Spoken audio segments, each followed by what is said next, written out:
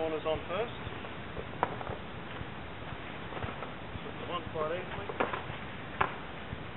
Smaller, tighter corner. And we'll just pop over, as so. The last one's the hard one. Invert it and bend the seat a little bit, and it will just pop over as well. So that's the trick, is bending the seat. It shortens it up, the distance up, and it will go on. Put that over, clip your buckles. These are quite hard to put in, but find a fitter with strong fingers. If you have trouble, put this one on.